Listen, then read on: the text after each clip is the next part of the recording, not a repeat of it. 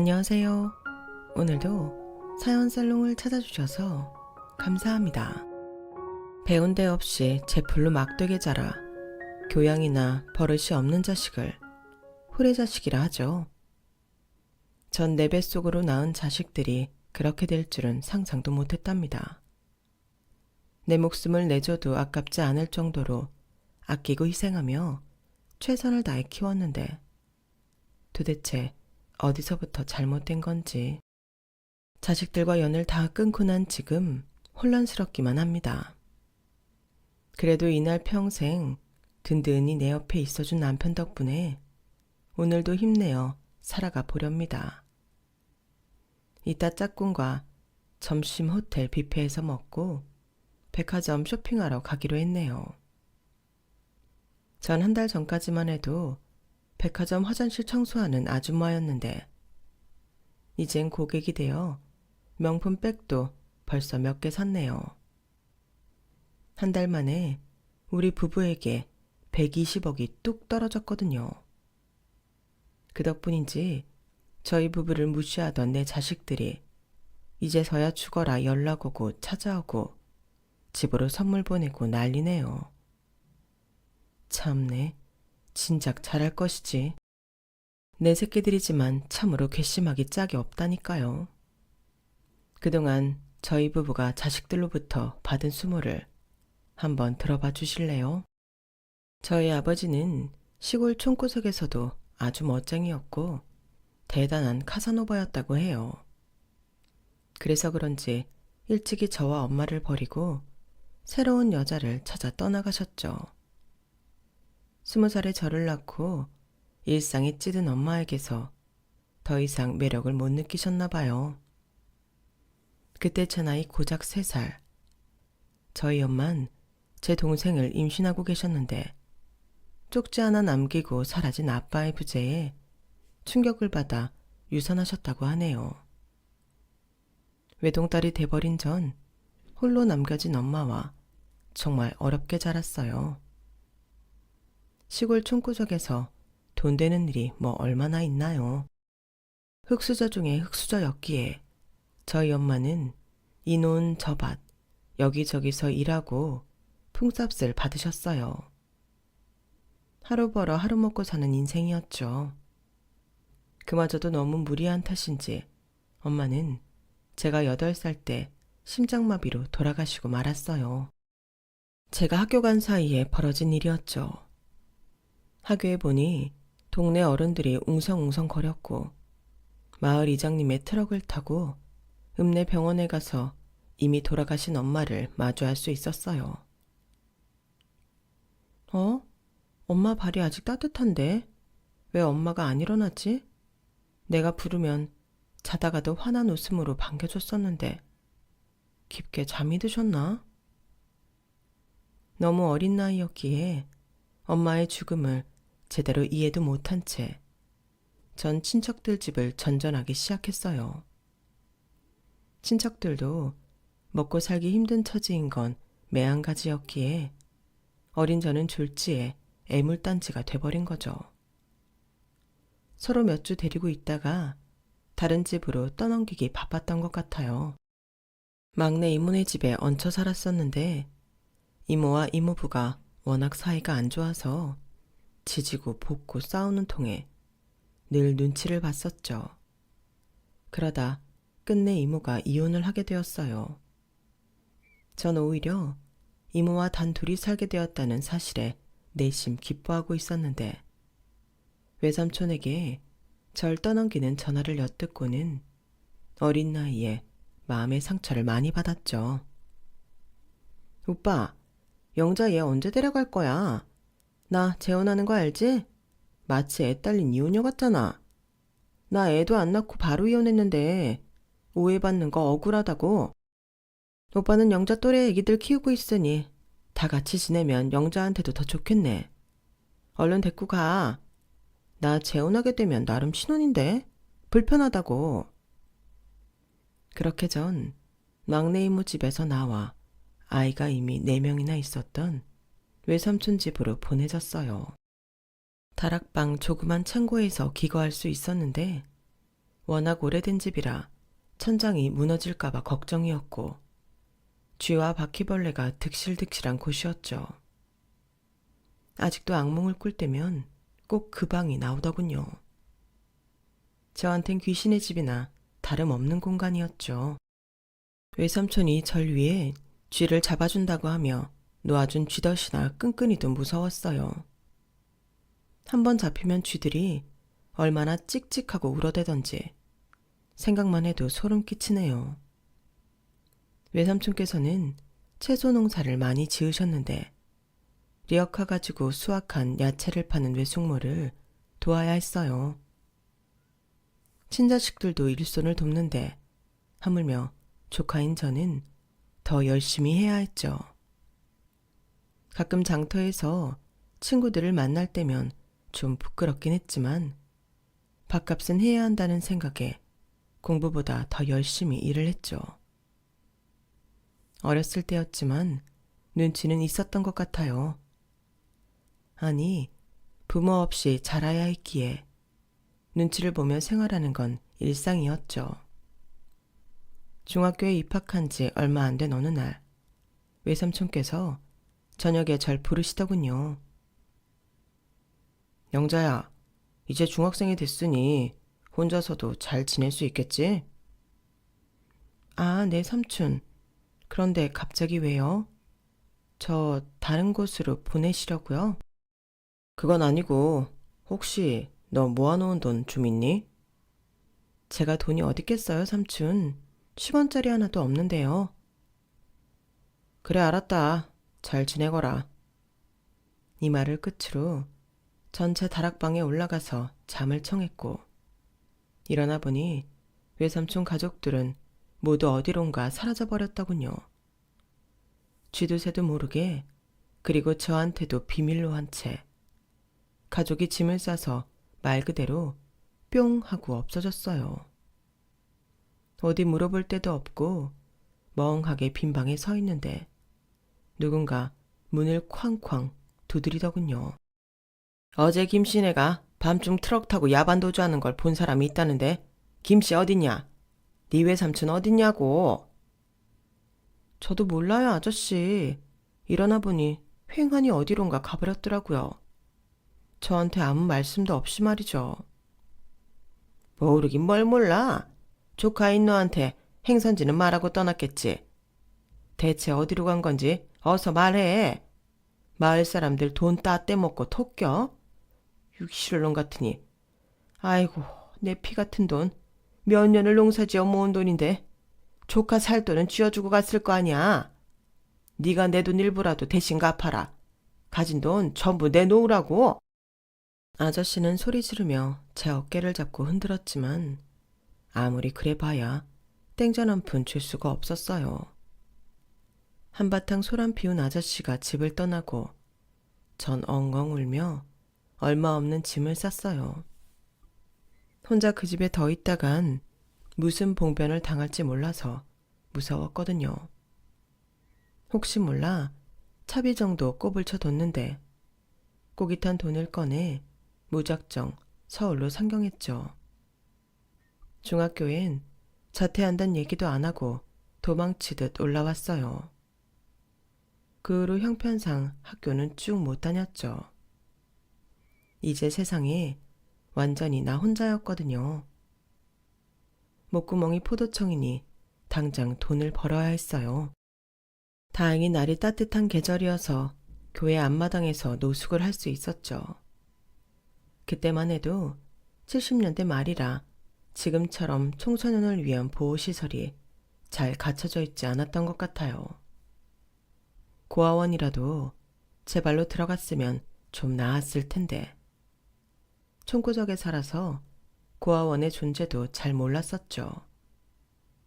배운 게 도둑질이라고 야채 파는 일밖에 안 해봐서 야채 가게의 종업원으로 일을 시작했어요. 세상에 나 혼자뿐이라는 사실이 제게 오히려 용기를 불어넣어줬고 얼굴에 철판 깔고 야채도 잘 팔고 사장님으로부터 팁도 많이 받았죠. 그 돈을 모아 다 쓰러져가는 건물에 하숙집 방 하나에 월세 내고 살 수 있었어요. 반지하였는데 곳곳에 곰팡이와 안 좋은 공기 때문이었는지 아토피가 엄청나게 심해지더군요. 그곳에서 몇 년을 버티다 도저히 안 되겠다 싶어 새벽 우유 배달 일을 추가로 하여 돈을 가열차게 모았고 어느 옥탑방에 보증금을 내고 반전세로 이사가게 되었네요. 새벽 4시에 일어나 자전거로 우유 배달을 하며 이 집 저 집 구경하는 맛이 있었어요. 배달하는 동네가 워낙 부촌이었거든요. 저기 저 대골 같은 집은 얼마나 비쌀까? 안에 방이 몇 개일까? 3개? 4개? 와, 좋겠다. 저런 집에서 딱 한 번만 살아봤으면 소원이 없겠다. 쿵! 흐뭇한 상상 속에 빠진 채 어두컴컴한 새벽길을 자전거로 재빠르게 달리다 보니 앞에 사람을 못 보고 쿵 부딪혀버렸어요. 정신 차리고 보니 신문 배달하는 남자였는데 가끔씩 오가다 길에서 본 적이 있는 사람이었죠. 괜찮으세요? 정말 죄송합니다. 아직 동트기 전이라 컴컴해서 미처 피하지 못했네요. 어머, 피까지 나시네요. 여기 손수건 있어요. 이걸로 좀 닦으세요. 다시 한번 죄송합니다. 무릎에서 피가 철철 나는데도 신문 배달남은 연신 싱글벙글이더군요. 서로 부딪힌 건데 제 잘못이기도 하죠 뭐. 가지 거 괜찮습니다. 살짝 까진 건데요 뭐. 저기 너무 죄송해서 여기 우유라도 하나 드시겠어요? 그럼 전 이만 가보겠습니다. 배달을 빨리 마쳐야 해서요. 아, 잠깐만요. 우유 말고 전화번호 주시면 안 될까요? 네? 우유 대리점 전화번호요? 우유 시키시게요? 아니요. 아가씨 번호 말이에요. 집 전화 없어요? 가끔 배달하다 마주칠 때면 가슴이 두근두근 했습니다. 차라리 이렇게 부딪혀서 대화 나누게 된 게 다행이네요. 피까지 나다니 이거 극적인걸요? 짧은 시간 안에 이렇게 많이 웃고 대화를 많이 나눠본 남자는 이 사람이 처음이었어요. 당황하긴 했지만 저도 이 남자의 긍정적인 기운이 싫지 않았기에 제 옥탑방 전화번호를 건넸죠. 그 후로 뻔질나게 전화를 하더군요. 남자가 말도 조잘조잘 얼마나 많든지 듣기만 해도 TV, 라디오가 필요 없었죠. 그때 제 나이 딱 20살.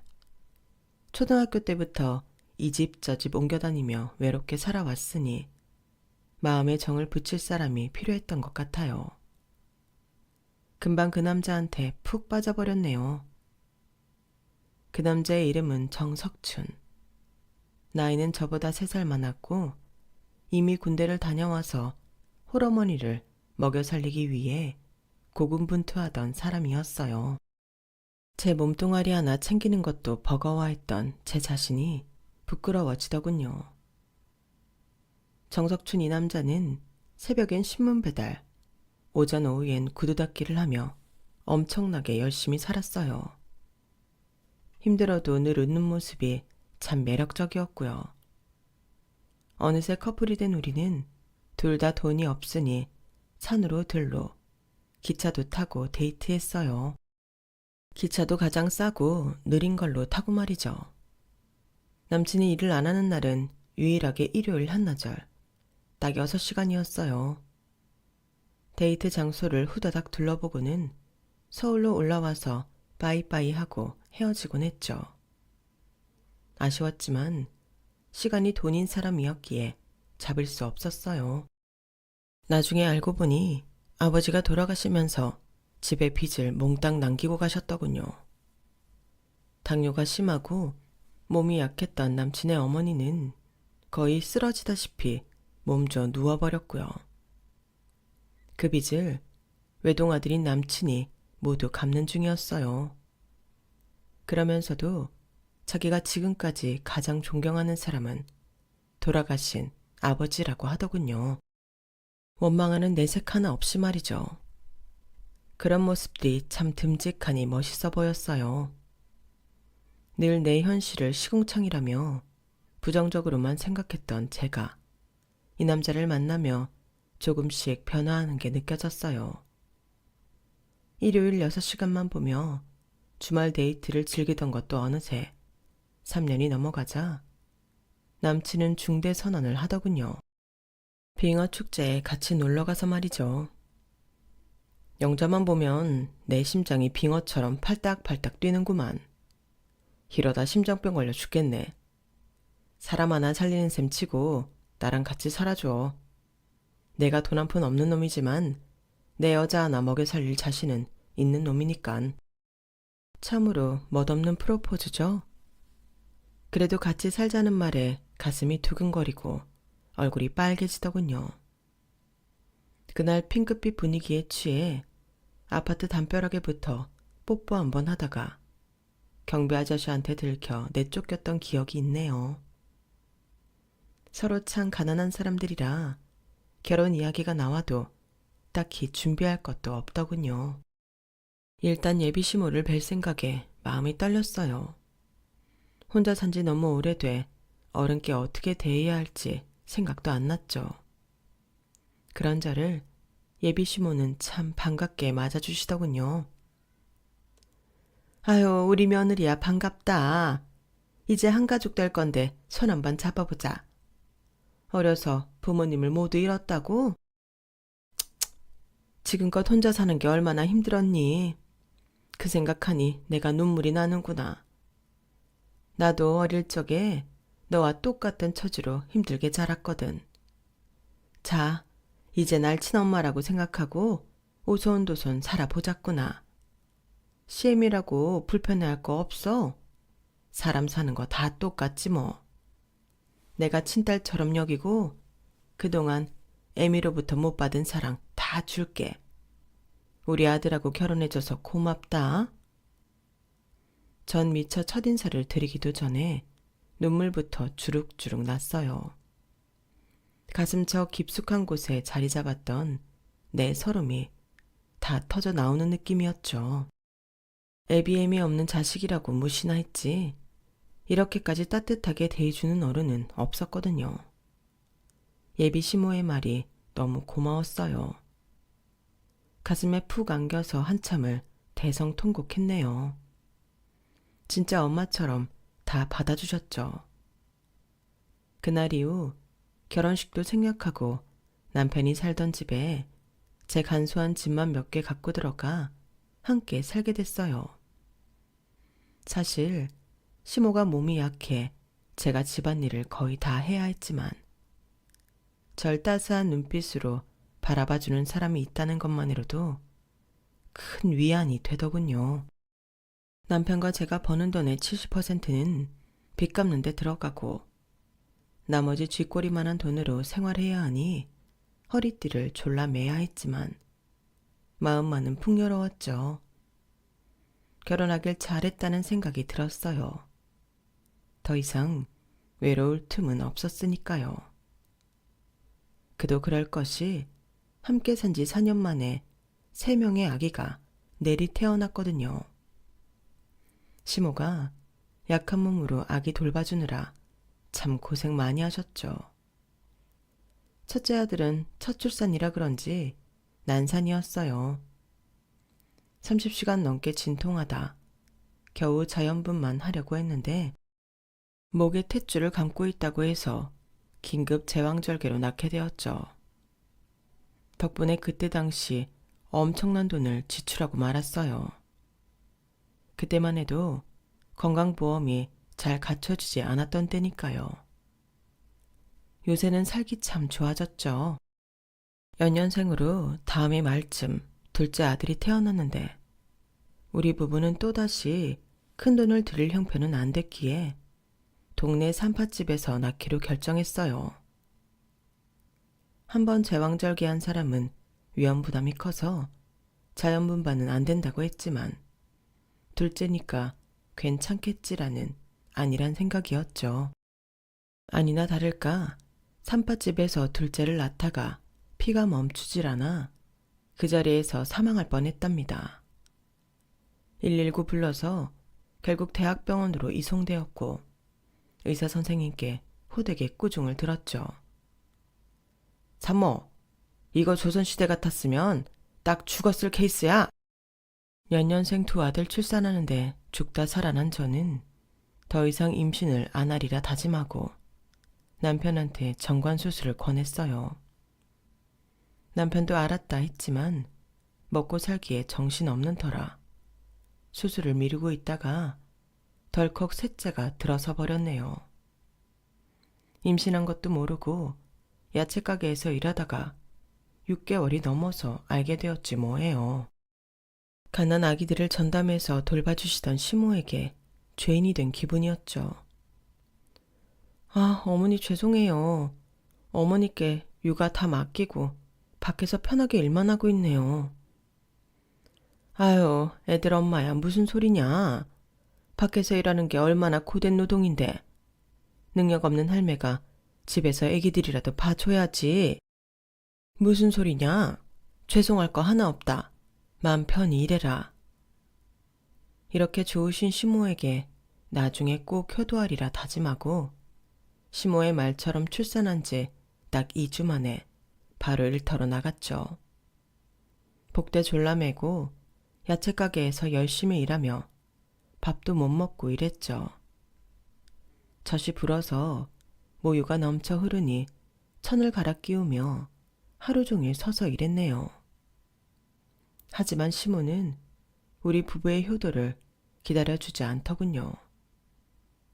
외동아들인 남편을 거의 40에 낳은 시모는 칠순이 넘어가자 건망증이 심해졌어요.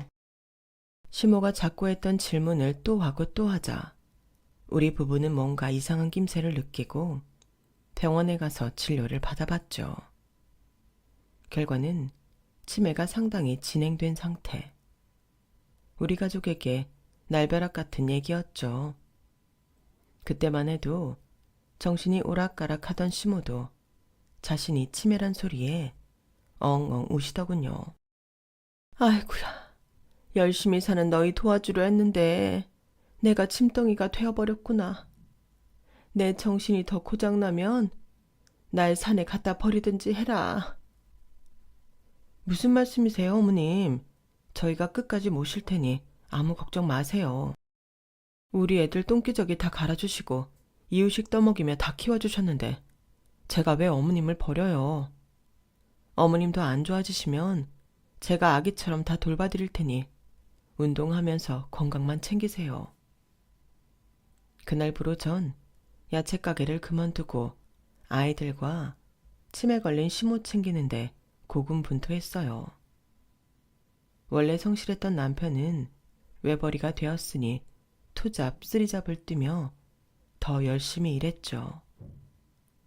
제 발행과는 달리 시모의 치매 증상은 급속도로 악화되기 시작하더군요. 아이들을 모두 유치원, 학교에 보내고 집에 돌아오니 바닥에 갈색 발자국이 쭉 찍혀있는 게 아니겠어요? 이게 뭐지? 하고 가까이 보니 시모가 똥을 지려놓고 여기저기 걸어다니며 족적을 남겨놓은 거였어요. 눈물이 나더군요. 치우기 싫거나 힘들어서가 아니었어요. 시집 와서부터 몇 년의 세월 동안 저한테 정말 친엄마처럼 잘해줬던 시모가 저렇게 변해가는 게 미치도록 안타까워서였어요. 드디어 나한테 가족이 생겼는데 세상은 또다시 내게서 가족을 빼앗아가려 하는구나. 서럽고 또 서러웠죠. 치매에 혼이 완전히 나가버린 시모는 작은 방 장롱에 들어가는 걸 참 좋아했어요. 처음엔 어두컴컴한 관짝 같은 곳에 혼자 들어가 계시는 게 안쓰러워서 못 들어가게 했지만 워낙 좋아하시니 그냥 뒀어요. 오히려 최대한 안락하게 만들어드렸죠.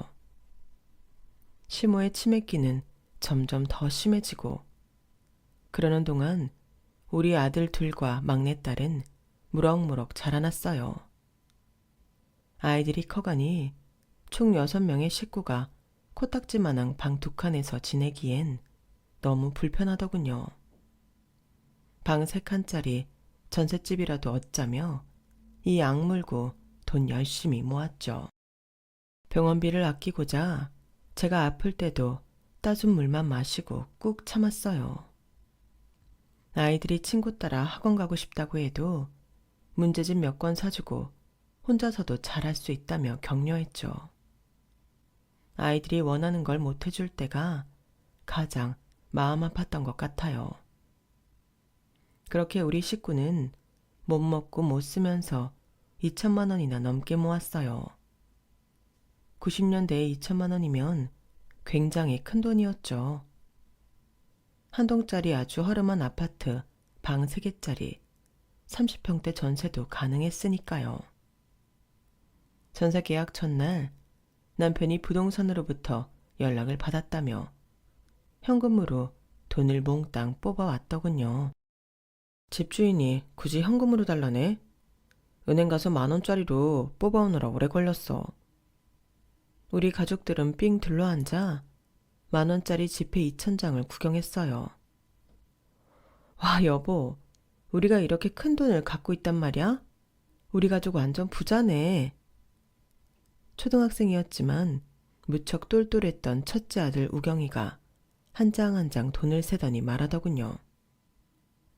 엄마, 난 이 세상에서 돈이 최고야. 제일 좋다고요. 그래, 돈 구경 실컷 해라. 내일 아침이면 부동산에 가져가야 하니.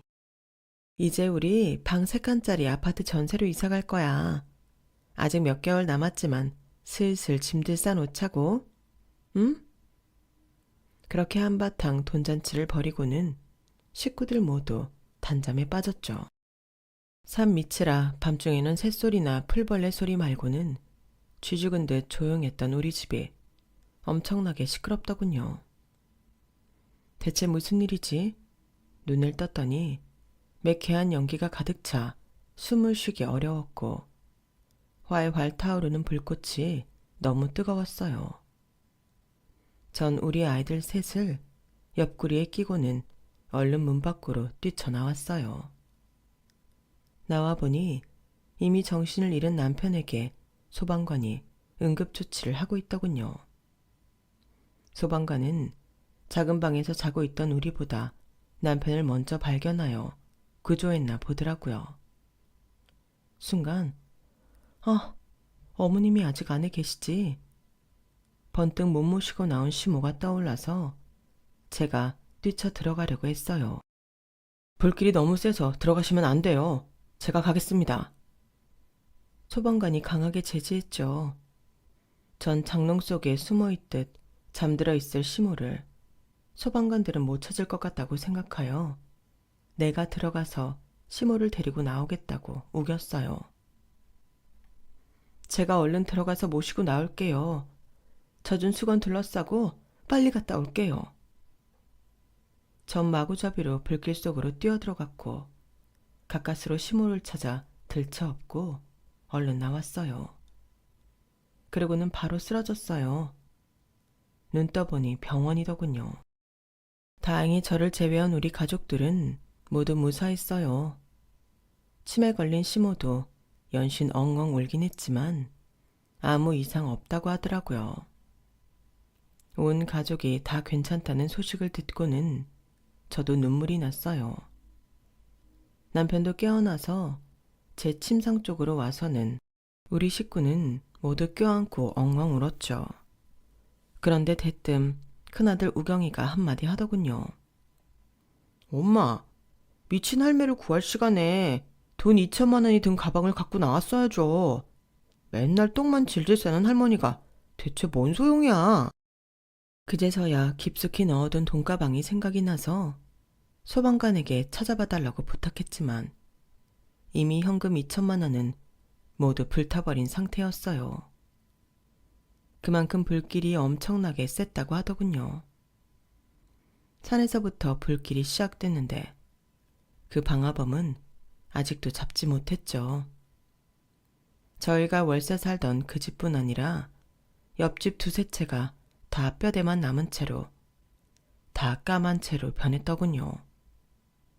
저희는 그때까지 모아놓은 전세금 2천만 원을 고스란히 잃어버렸고요. 그래도 그렇지 아직 초등학생인 큰아들 우경이의 발언은 충격적이었습니다. 우경아, 할머니한테 미친 할매라니. 네가 태어난 날부터 몇 년간 엄마 대신 널 사랑으로 키워주신 분이야. 지금 몸이 좀 아프시다고 그렇게 말하면 되겠니? 싸가지 없는 것 같으니라고. 제가 우경이에게 이렇게 안 좋게 말하고 큰 소리를 친 건 그때가 처음이었어요. 평소에도 워낙 냉정하고 이기적인 모습을 많이 보이던 큰아들이었지만 전국 수학 경시대회에서 1등을 할 만큼 똑똑하고 혼자서도 생활을 잘해주어 고마워하고 있었거든요. 치매 걸린 할머니를 그렇게 생각할 줄은 꿈에도 몰랐네요. 우리 가족들은 다시 밑바닥에서부터 시작해야 했어요. 단칸방 반지하집에서 보증금도 없는 월세살이를 해야 했죠. 돈이 정말 한 푼도 없었으니까요. 더 이상 외벌이로 아이들과 시모, 뒷바라지만 할 순 없는 노릇이었어요. 남편은 구두방에서 일했고 전 학교 앞 떡볶이 가게에서 알바를 했어요. 우리 세 아이들이 가끔 친구들과 떡볶이를 사 먹으러 올 때면 엄마로서 반갑게 맞아주고 싶었지만 아이들이 원치 않더군요. 아마 떡볶이집에서 일하는 엄마가 많이 부끄러웠나 봐요. 이해는 했지만 내심 서운하더군요. 둘째 아들인 욱진이는 형과는 다르게 공부는 아예 뒷전이고 사고뭉치였어요. 바늘도둑이 소도둑 된다고 학년이 올라갈수록 사고의 스케일이 점점 커지더군요. 나중엔 소년원 얘기까지 나올 정도였으니까요. 그날도 학교로부터 전화 한 통을 받았어요. 욱진이가 또 사고를 쳤으니 학부모가 와줘야겠다는 소환 명령이었죠. 가슴이 철렁하더군요. 어머님, 욱진이가 온갖 못된 짓은 다 하고 있습니다. 아주 종합 선물 세트예요. 친구들 돈 뺏고 싸움 주도하고 수업 시간에 책상 뒤로 빼놓고 몰래 도망가고 불량한 여자애들이랑 몰려다니며 학교 주변물 다 흐리고 있습니다. 우리 반 아이들은 물론 전교생이 욱진이를 다 두려워해요. 더 이상은 안 되겠습니다. 일단 이놈 사람 좀 만들어서 다시 학교 보내든가 하세요. 강제 퇴학까지는 안 시킬 테니 스스로 자퇴 진행해 주십시오. 선생님, 제가 무릎 꿇고 이렇게 빌 테니 우리 욱진의 학교만은 꼭 다니게 해주세요. 학교마저 안 다니면 더 나쁜 길로 빠질 수 있습니다. 사람 하나 살리는 셈 치고 제발 자퇴만큼은 안 됩니다. 저는 학교도 제대로 못 다녔던 저의 어린 시절이 떠올라 선생님 바지가랑이를 붙잡고 손이 발이 되도록 빌고 또 빌었지만 단호하시더군요. 우리 욱진이에게 완전히 질렸나 보더라고요. 바로 다음날 욱진이는 중학교를 자퇴하고 완전히 비행 청소년의 길을 걷기 시작합니다. 경찰서에 드나들던 것도 여러 번, 급기야 소년원에 들락날락거리게 되었죠. 남편도 더 이상 욱진이를 포기한 모양이었어요. 처참한 마음이었지만 자식 일은 절대 부모 뜻대로 되지 않더군요.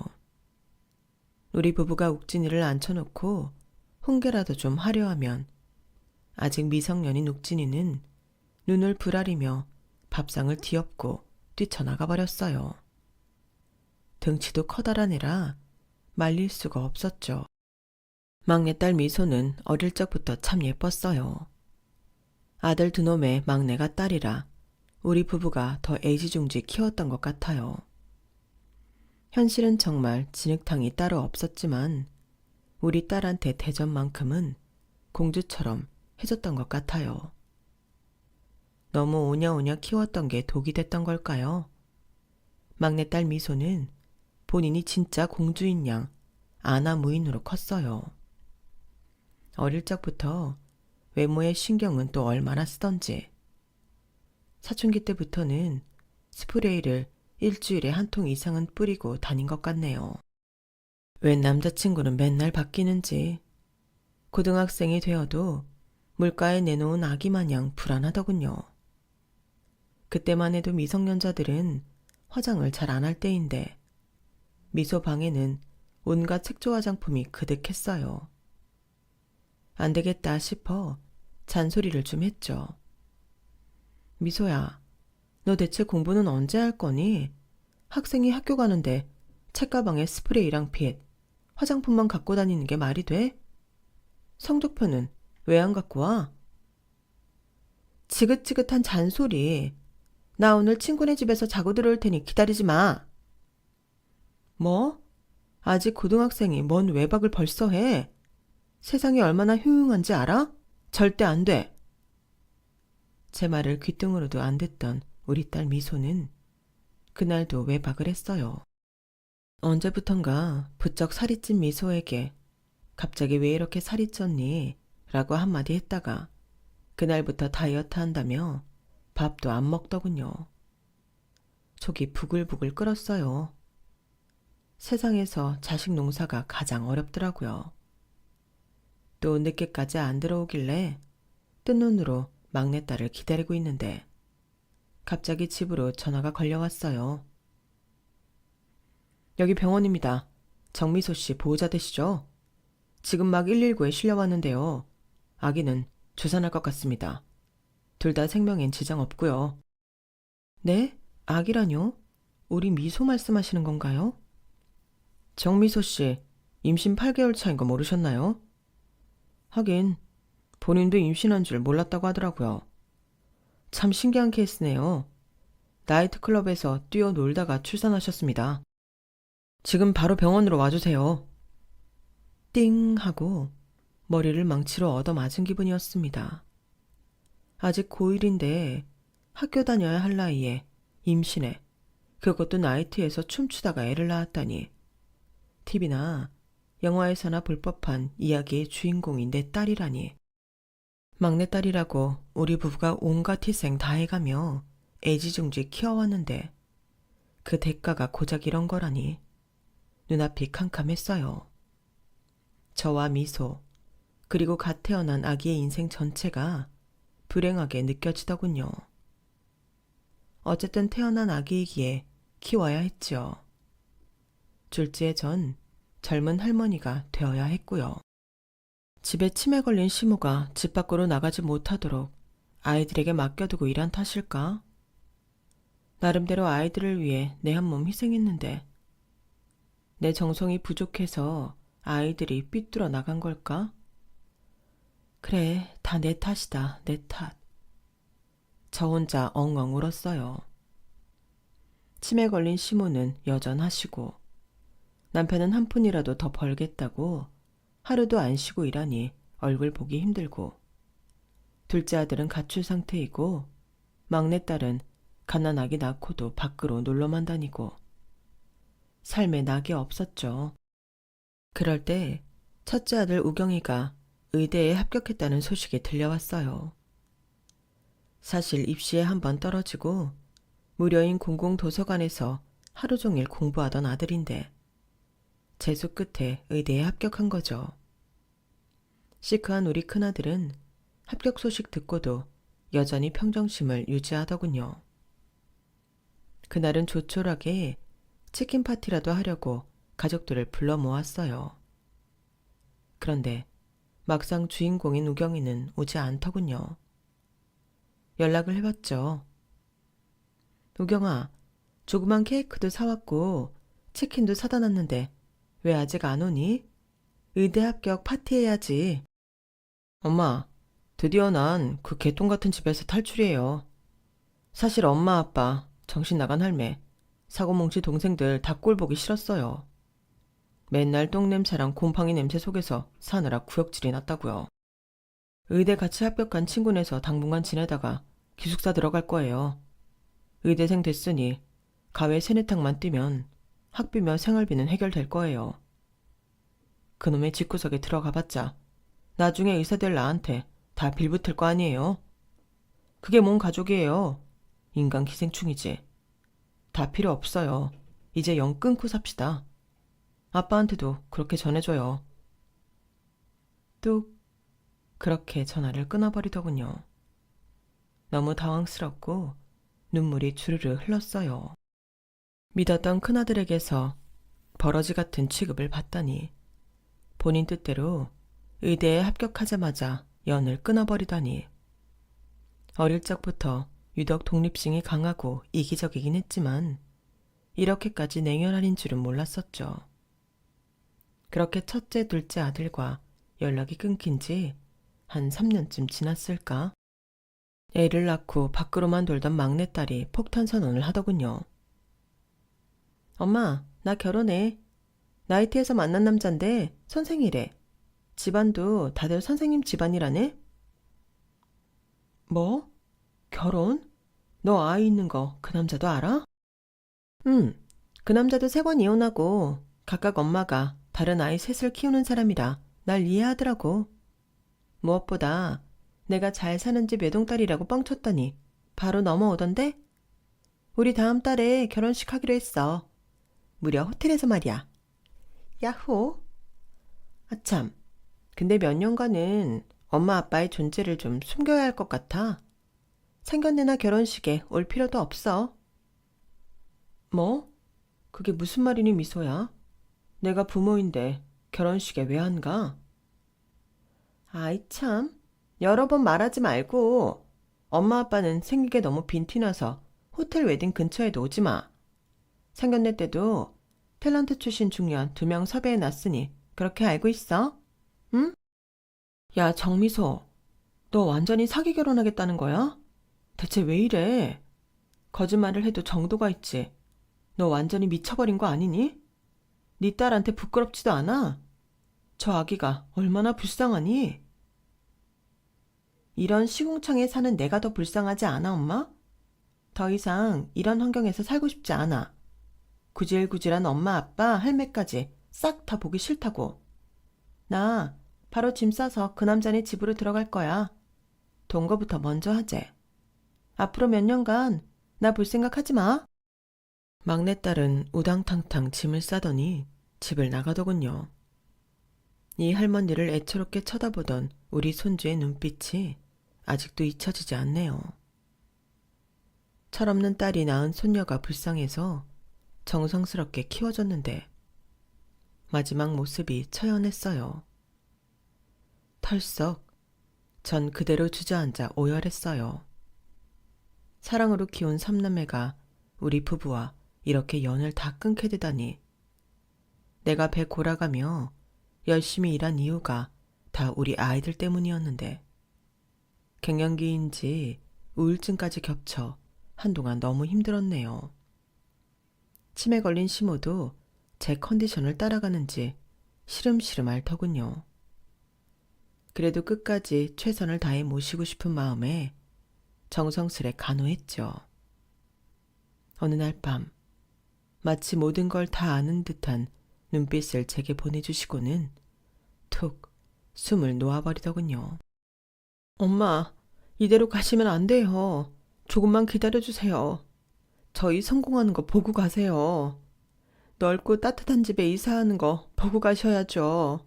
엄마. 그렇게 시모마저 떠나버리고 말았어요. 모든 장례 절차를 다 마치고 빈집에 홀로 있는데 참으로 허망하더군요. 물론 저의 후레 자식들은 할머니 장례식에 코빼기도 비추지 않았죠. 집에서 조용히 시모의 유품을 정리하고 있는데 남편이 집으로 다급히 뛰쳐 들어오더군요. 여보, 나한테 전화가 한 통 왔어. 지금 변호사 사무실로 꼭 좀 와달래. 같이 가보자고. 왜요? 혹시 무슨 문제라도 있대요? 변호사 말로는 우리 엄니 앞으로 선산이 있었다네. 그게 곧 재개발에 들어간다고 120억이나 준대. 120억이요? 1억 2천 아니고 120억을 현금으로 준단 말이에요? 아니, 그렇게 큰 돈을. 어서 변호사한테 가봐요, 여보. 저희 부부는 연락 준 변호사한테 가서 진행 상황을 상세히 들었어요. 120억이 아니고 사실 더 많았는데 모든 상속세를 제외하고 우리 통장에 들어올 현금이 120억이라고 하더군요. 놀랄 노짜였죠. 1억 2천도 없는 우리 가족한테 120억이라뇨. 치매 걸린 시모를 기나긴 세월 동안 나름대로 정성스레 모신 복을 이제야 받나 싶더군요. 아, 어머님 감사합니다. 어머님 보고 싶어요. 이 돈으로 좋은 집에서 더 정성스럽게 모셔야 했는데 호강 한번 못 시켜드리고 허망하게 가버리셨네요. 죄송합니다, 어머님. 변호사 사무실에서 나오자마자 우리 부부는 부둥켜 안고 엉엉 울었어요. 결혼해서 쎄 빠지게 고생만 하며 여행 한번 제대로 못 가본 남편과 제 팔자가 너무너무 불쌍했죠. 그리고 그 돈도 실감이 안 났고요. 불현듯 내 새끼들이 생각나더군요. 아무리 후레자식이지만 다만 몇 억이라도 증여해주면 좀 편안히 살지 않을까 싶었죠. 돈 얘기는 안 하고 아이들을 불러 모았어요. 그냥 연락하면 집에 절대 안 올 테니 남편과 약간의 거짓말을 좀 하자고 꾀를 썼죠. 남편이 많이 아프다고 마지막으로 집에 와달라고 부탁 아닌 부탁을 했죠. 어렵게 연락이 닿은 둘째 아들도 똥 씹은 표정을 하며 집에 털레털레 오더군요. 아직 의대생인 첫째 아들은 벌써부터 웬 하얀 의사 가운을 입고 왔고요. 막내딸도 귀찮은 듯 방문을 뻥 차며 들어왔어요. 그래, 다들 모였구나. 우리 가족 모인 거 진짜 오랜만이다. 그치? 엄마 아빠가 할 말이 있어서 불렀다. 다들 잘 지내고 있니? 나 얼른 기숙사 들어가 봐야 해요. 우리 용건만 간단히 합시다. 듣자 하니 아빠가 아프다고요. 그깟 일 때문에 바쁜 사람 여기까지 부른 거예요? 남편이 어이없다는 듯 한마디 하더군요. 뭐? 그깟 일? 넌 희생해서 키워준 아빠가 암이라는데 걱정도 안 되냐? 네가 사람 새끼냐? 짐승 새끼도 너보다는 인정머리가 있겠다 이놈아. 원래 돈 없는 부모는 멀리하는 게 상책이라고 했어요. 어차피 받을 유산도 없는데 내가 아빠 암 걸렸다고 걱정하는 척이라도 해야겠어요? 연기라도 해야 하냐고요. 네 참. 당최 뭔 일을 하며 사는지도 모르겠는 둘째 아들도 한마디 거들더군요. 아빠, 돈 나올 거 없으면 나 그냥 갑니다. 피차 없는 형편에 먹고 살기 바쁘니 그냥 인연 끊고 남보듯 조용히 살자고요. 예? 막내딸 멘트는 더 가관이었죠. 엄마, 아빠, 혹시 우리한테 돈 뜯어내려고 부른 거야? 병원비라도 대라 이거야? 나 지금 바람난 남편 잡으러 다니느라 정신없으니 이만 가볼게요. 다신 연락하지 말라고요. 나 돈 없어. 피가 거꾸로 솟는 것 같았어요. 이 새끼들이 내 뱃속으로 나온 새끼들 맞나 싶더라고요. 지금껏 얘네한테 남아있던 일말의 정이 다 떨어졌어요. 전 사실을 말해주었죠. 할머니 돌아가시고 변호사한테 연락 왔다. 할머니 앞으로 있던 손산이 재개발 들어가서 100억 넘게 나왔고 상속세 제외하고 정확히 120억이 아빠 통장으로 들어왔다. 자, 통장 확인해봐라. 전 금액이 찍혀있는 통장을 삼남매 앞에 던져주었어요. 후레자식들은 눈이 휘둥그레해져서 액수를 확인하고 또 확인하더군요. 그리고 난 뒤 셋이 나란히 무릎을 꿇고 엄마 아빠한테 매달려 돈 달라고 조르기 시작했어요. 머리를 조아리고 눈물로 사죄하면서 말이죠. 어머니 아버지, 제가 잘못했어요. 이까짓 의사 가운이 뭐가 대단하다고. 우리 가족의 정이 더 소중한 거죠. 제가 의사가 되어도 평생 120억 못 벌 거예요. 제가 큰아들이니 한 20억만 지금 떼어주시면 안 될까요? 강남에 아파트 한 채 마련하는 게 제 꿈이랍니다. 장남의 꿈을 짓밟진 않으실 거죠? 제발요. 네? 엄마, 아빠, 내가 학교도 제대로 안 다니고 말썽 부린 거 정말 죄송해요. 어린 마음에 반항심해서 그랬어요. 그래도 하루도 엄마, 아빠 생각 안 한 날이 없어요. 지금 나이트 삐끼로 일하고 있는데 일이 너무 힘들어요.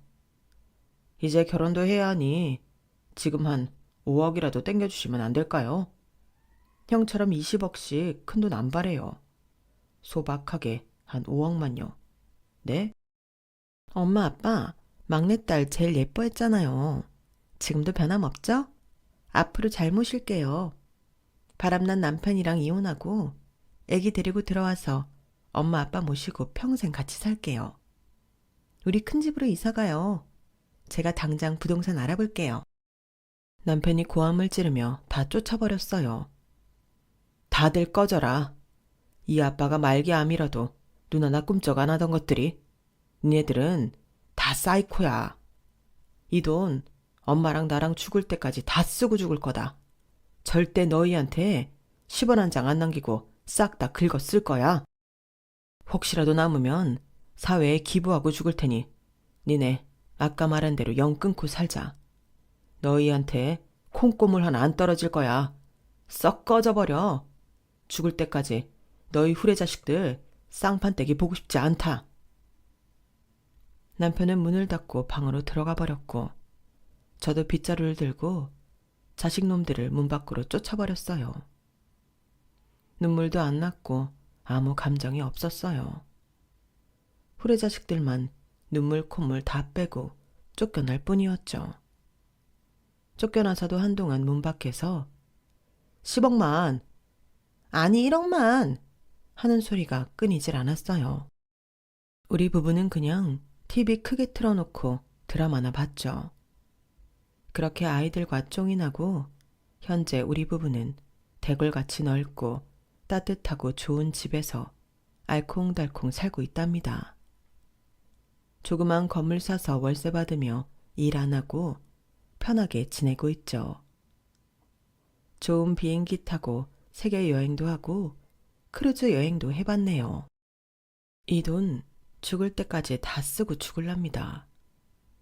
물론 사회에 좋은 일도 하며 보람차게 소비하도록 할 계획입니다. 그래도 마음 한켠이 허한 것은 어쩔 수가 없네요. 자식 농사 잘못 지은 60대 할매의 이야기였습니다. 여러분의 자식들은 부모 공경할 줄 알길 바랍니다. 여러분, 사연 댓글에 응원과 현명한 조언 부탁드려요. 좋아요와 구독은 저에게 큰 힘이 됩니다. 오늘도 좋은 일 가득하세요.